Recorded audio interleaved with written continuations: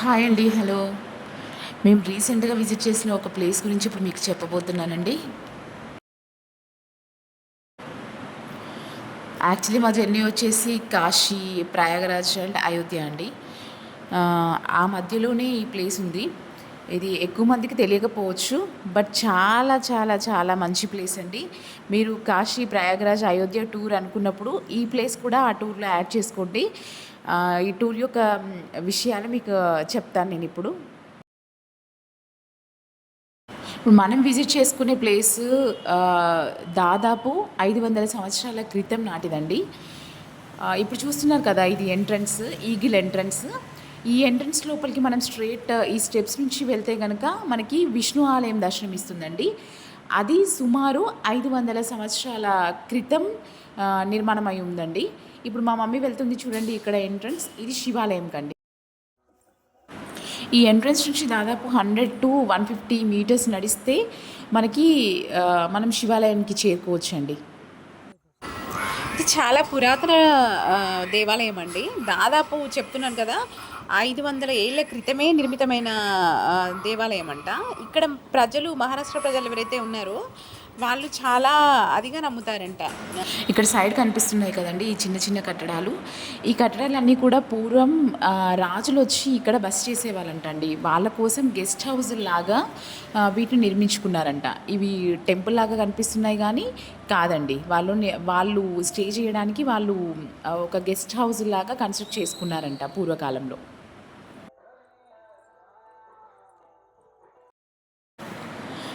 మనం చూడాలనుకున్న శివాలయానికి ఎంట్రన్స్ అండి ఇది. చూడండి, ఎంట్రన్స్లో ఇది సెట్టింగ్ అండి, వాళ్ళు చేసిన సెట్టింగ్. మనకి ముందు వచ్చేసి శివలింగం, శివుడు కూర్చున్నట్టుగా కనిపిస్తాడు. అండ్ దీని వెనకాల వచ్చేసి శివుడు అర్ధనారీశ్వరుడి రూపంలో మనకి దర్శనమిస్తాడండి. చాలా అంటే చాలా చాలా చాలా బాగుంది. ఈవిడ మా మమ్మీ అండి. తను చూడండి పూజ చేస్తుంది. ఇక్కడ మేము పూజ అది అయిన తర్వాత మళ్ళీ మీకు వెనకాల వ్యూ చూపిస్తానండి. వెనకాల కూడా శివుడే అర్ధనారీశ్వరుడి రూపంలో ఉంటాడండి. అది వీళ్ళు చేసిన సెట్టింగ్. ఇక్కడ మనకి ఎంట్రన్స్లో వీళ్ళు చేసిన సెట్టింగ్. బట్ పురాతన టెంపుల్ ఏదైతే ఉందో ఇక్కడ నుంచి మనం ఒక 100 మీటర్స్ ఇంకా నడవాల్సి ఉంటుంది. ఇక్కడ ఉన్న ప్లేస్ ఒకసారి విజిట్ చేయండి. శివుడు, శివలింగం, ఆ శివలింగంతో పాటు అర్ధనారీశ్వరుడి రూపం చూస్తున్నారు కదా. ఈ అర్ధనారీశ్వరుడి రూపంలో కూడా శివుడు మనకి ఇక్కడ దర్శనమిస్తాడు.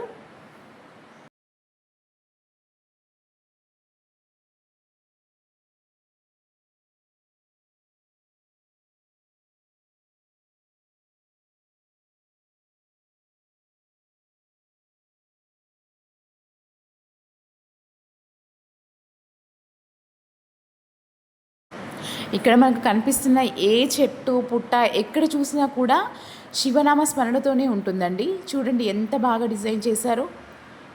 ఒక చెట్టుకి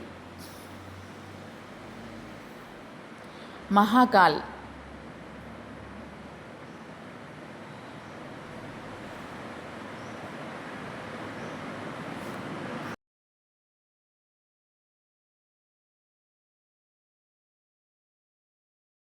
ఓం నమ శివాయ, ఓం నమ శివాయ.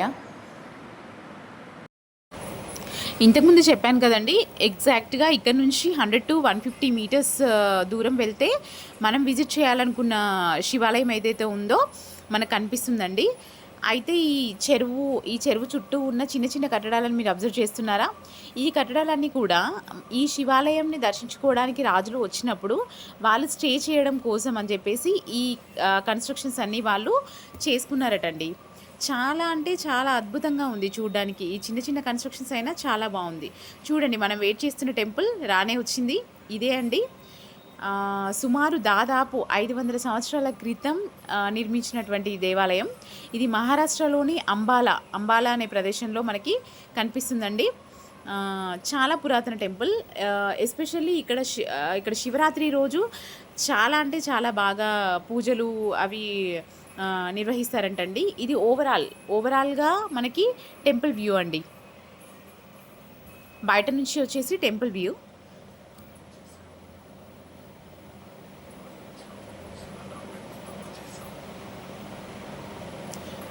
ఇక్కడ నందీశ్వరుడు స్పెషల్. ఈ నందీశ్వరుడు వ్యూ నుంచి మనకి శివుడి దర్శనం చూడండి ఎంత బాగా కనిపిస్తుందో. చాలా అంటే చాలా ప్రశాంతంగా పీస్ఫుల్గా ఉంటుందండి.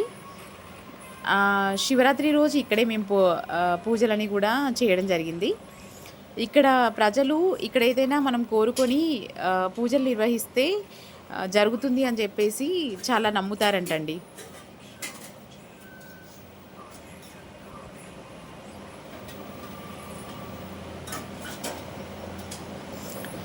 ఇంకా ఇదంతా ఇప్పుడు మనం చూసిన ప్లేస్కి నైట్ వ్యూ అండి. మేము నైట్ వరకు అక్కడే ఉండడం జరిగింది. సో ఇదంతా కూడా నైట్ వ్యూ. ఇప్పుడు మనం విజిట్ చేసిన శివాలయంకి కానీ ఎంట్రన్స్కి కానీ అంతా కూడా లైటింగ్స్ చాలా బాగా డెకరేట్ చేశారు. సో నైట్ వరకు కూడా మేము ఇక్కడే స్టే చేసి ఇదంతా చూసి వెళ్ళడం జరిగింది. వీలైతే మీరు కూడా ఏదైనా ట్రిప్ ప్లాన్ చేసుకున్నప్పుడు మీన్స్ ప్రయాగ అట్లా ట్రిప్ ప్లాన్ చేసుకున్నప్పుడు ఇది యాడ్ చేసుకోండి అందులో.